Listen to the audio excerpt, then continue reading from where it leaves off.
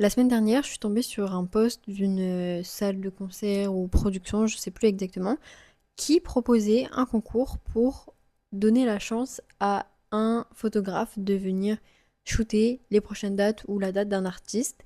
Et sur le moment, je me suis dit, en quête d'opportunité, let's go, j'y vais faire le concours. Puis j'ai pris 2 secondes pour réfléchir et m'éloigner un peu de la situation. Et je me suis dit, qu'est-ce qui s'est passé? Qu'est-ce qui s'est passé pour que on passe du métier de photographe de concert à avoir la chance, tenter sa chance pour pouvoir travailler gratuitement pour un concert, pour un artiste en gros, ou une salle de prod, ou peu importe. Et en fait, je pense que ce problème, il a 2 sources. Déjà, premièrement, évidemment, la personne qui a fait, enfin la personne ou l'enseigne qui a fait, bah, qui a mis en place ce concours, parce que c'est littéralement du profit et ils font passer ça sous forme de concours pour donner la chance aux photographes d'eux, alors que c'est eux qui devraient avoir la chance de nous avoir parce que c'est un travail. Et je pense que là, en faisant ça, ils profitent déjà des photographes qui n'ont pas beaucoup de visibilité parce que bah en vrai c'est dur, enfin c'est de plus en plus bouché et donc forcément avoir une accréditation ça devient de plus en plus dur. Et du coup, en faisant ça, ils vont juste profiter des photographes débutants, entre guillemets, dans le sens qui ont pas d'artiste attitré ou qui ont plus de mal à se faire une place et à avoir des dates, mais qui ont un taf totalement propre et professionnel pour justement avoir des photos gratuitement et pas payer ou embaucher un photographe professionnel ou embaucher ce même photographe mais le payer pour son travail parce que son travail est aussi bien qu'un photographe professionnel. Et en vrai, enfin, dans la plupart des cas, tout ce qui est autour de l'art, de la musique en général, souvent c'est des équipes de bénévoles. Et je trouve ça carrément ok du coup de demander des bénévoles photographes quand c'est justement bah, des associations qui font des spectacles ou ouais, juste des organismes qui font pas de profit. Mais quand ça devient des prods, des salles de spectacle ou des artistes eux-mêmes qui gagnent de l'argent avec leur musique, pourquoi aller du coup exploiter entre guillemets ces photographes-là qui taffent tout autant en fait? Parce que c'est pas juste avoir l'opportunité de venir faire des photos et waouh, j'ai la chance de pouvoir photographier cet artiste. Genre, tu vas te déplacer, tu vas venir à la salle de concert. Genre, oui, ok, tu rentres gratuitement, mais t'es pas là pour kiffer. Enfin, je veux dire, tous les concerts que j'ai fait, que j'ai photographiés, j'ai pas kiffé, je n'ai pas profité du concert parce que bah, t'es concentré à faire ton taf et t'es pas là à juste kiffer. Genre, si tu kiffes, bah, tu profites pas. Enfin, non, si tu kiffes, tu fais pas de photos. C'est plutôt ça que je voulais dire. Mais du coup, t'as tout le moment pendant le concert où tu vas prendre des photos, c'est-à-dire souvent 1 à 2 heures.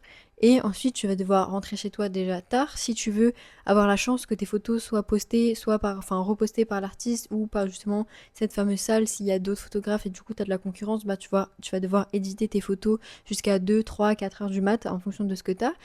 Et tout ça, ça prend du temps. Et même si tu le fais le lendemain ou dans la semaine ou peu importe, ça te prend du temps, genre de tout trier, de tout retoucher.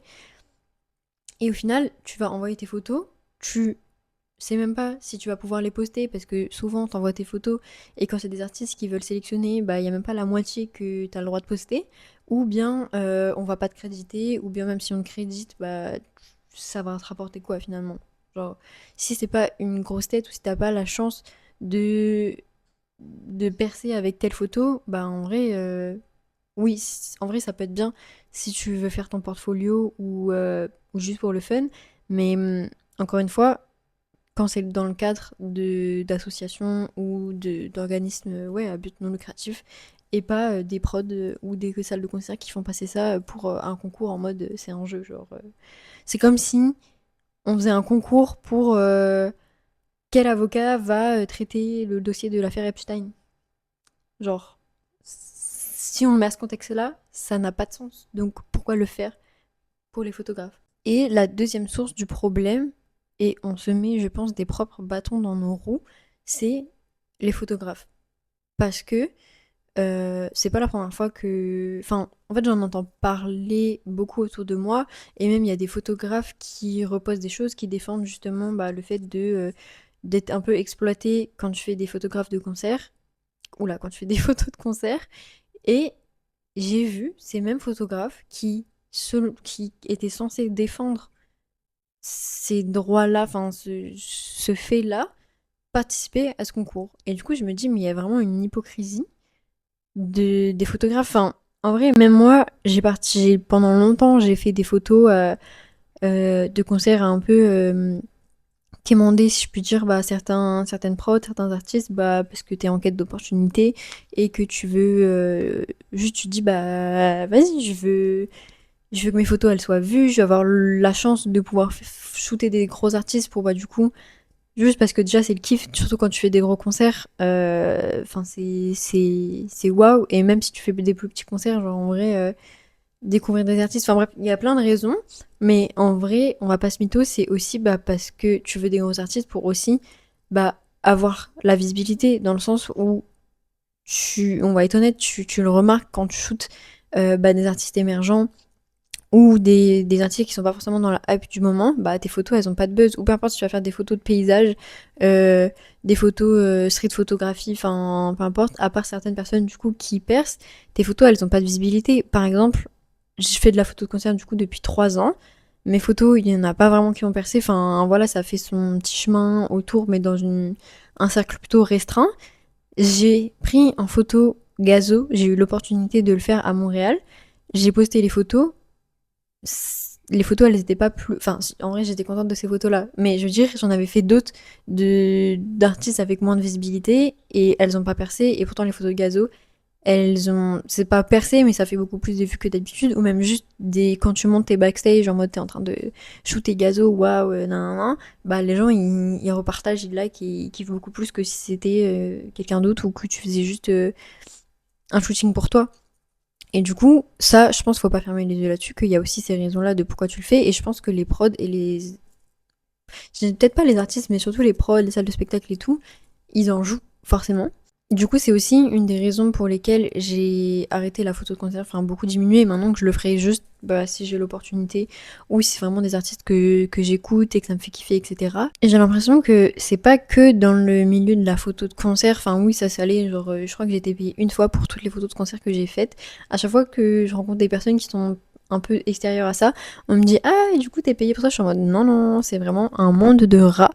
J'ai même encore du mal maintenant déjà de base à mettre des tarifs genre qui sont normales, qui sont au prix du marché, parce que déjà tout ce qui est en lien avec l'industrie musicale, j'ai l'impression que c'est impossible d'en vivre. Enfin, alors à moins que encore une fois tu vises des gros artistes qui ont des budgets et qui regardent pas forcément, enfin qui sont reconnaissants à te payer. Et encore, en vrai, je pense qu'il y a des artistes qui ont les moyens de te payer et qui veulent pas, enfin ou qui négocient toujours les prix. Mais à part ces exceptions-là, je pense que dans toute l'industrie musicale en général, c'est hyper chaud. Tu mets des tarifs qui sont déjà en dessous du prix du marché parce que tu sais que c'est des rats et ça te demande encore de négocier. Enfin bref, ça c'est encore un autre sujet. Mais je pense aussi que le problème, c'est que tout le monde aujourd'hui, j'ai l'impression, est photographe. Quand tu parles avec tout le monde, ah ouais, je suis un peu ça, je suis un peu ça, je suis un peu photographe.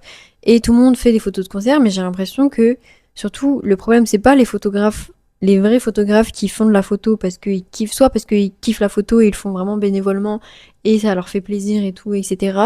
Ou juste bah, c'est des photographes pros et c'est leur métier et ils font de la photo parce qu'ils kiffent ça et ils savent ce qu'ils font, etc. Je parle vraiment des photographes qui se disent photographes juste pour pouvoir avoir une place de concert gratuite. Et là, je pense que le problème il vient de là, dans le sens où, à cause, désolé, mais il faut le dire, à cause de ces personnes-là, maintenant, le l'univers de la photo de concert est bouché et je pense que du coup les prods ou bah, tout le monde qui accrédite les photographes tu retournes un peu la situation dans le sens bah parce que c'est bouché on va vous donner la chance de le faire mais en fait à la base encore une fois c'est toi qui as la chance de m'avoir comme photographe, c'est pas moi qui dois avoir la chance de pouvoir le shoot, enfin de pouvoir shoot ce concert. Donc je pense qu'il y a vraiment un retournement de situation et je vais pas avoir dans ce podcast la réponse au problème, mais je tenais à le souligner parce qu'en vrai, même si maintenant je fais plus de la photo plus de mode, édito, enfin j'essaie un peu de diversifier mon activité parce que justement je vois que la photo de concert c'est pas très rentable.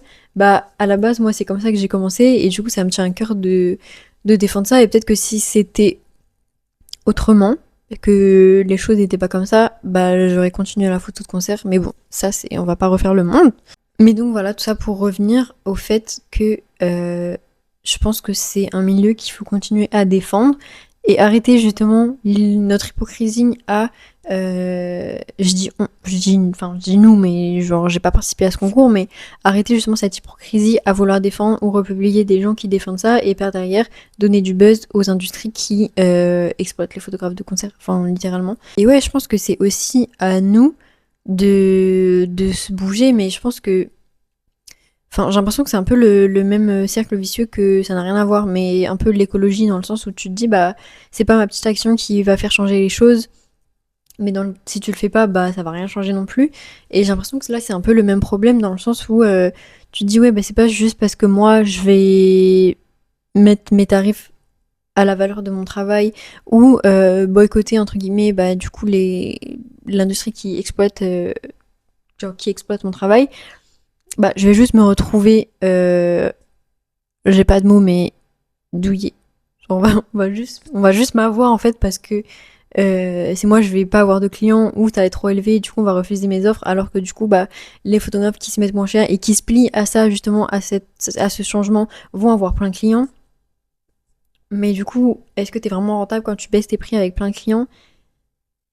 C'est voilà, je pense que c'est un cercle vicieux et je serais grave curieuse bah, de si vous êtes photographe ou pas photographe ou lié à l'industrie musicale de près ou de loin ou même pas du tout, juste avoir votre avis extérieur là-dessus et et voilà et comment vous positionnez par rapport à ça et voilà surtout mes amis photographes qui me suivent. Je veux grave que bah enfin, j'aimerais trop avoir votre avis là-dessus parce que je sais qu'il y en a parmi vous qui justement défendent ça et imposent bah, leur idée et la valorisation de leur travail. Mais voilà, dans le fond, comment vous le ressentez et comment vous faites littéralement dans la situation pour imposer bah, justement euh, votre travail, enfin surtout les tarifs de votre travail et enfin juste vous faire respecter et vous faire reconnaître. J'ai l'impression de passer pour une grosse victime à dire ça, mais juste voilà, voir un peu les points de vue de tout le monde. Voilà, je pense que c'était à peu près tout ce que j'avais à dire là-dessus. C'était mon petit coup de gueule pour le podcast de ce mercredi. Et voilà, peu importe dans quel métier, enfin un métier artistique que vous êtes, ou peu importe ce que vous faites dans la vie, ne laissez pas les autres dévaloriser votre travail. C'est vraiment quelque chose que j'ai appris sur le long terme. Et c'est important de reconnaître votre valeur et pas vous faire marcher dessus, peu importe ce que vous faites. Et voilà, oui, c'est important de construire son portfolio, d'apprendre bah, du coup à savoir comment on travaille, ce qu'on aime faire et quelle valeur on apporte du coup pour les autres, pour nos clients entre guillemets quand on se professionnalise ou même si tu participes à des projets de façon bénévole, tu dois savoir ce que tu apportes. En lien avec ça, je pense que c'est aussi important tout ce qui est histoire de droit, de crédit et tout. Je suis pas encore hyper calée là-dessus. J'essaye petit à petit d'apprendre et de mettre mes limites là-dessus et faire justement des contrats, des trucs carrés. Peut-être qu'on pourrait en parler, un de ces quatre. Je sais pas si ça pourrait vous intéresser. Mais voilà, croyez en vous, croyez en votre travail et ne le vous laissez pas marcher dessus. Bye bye!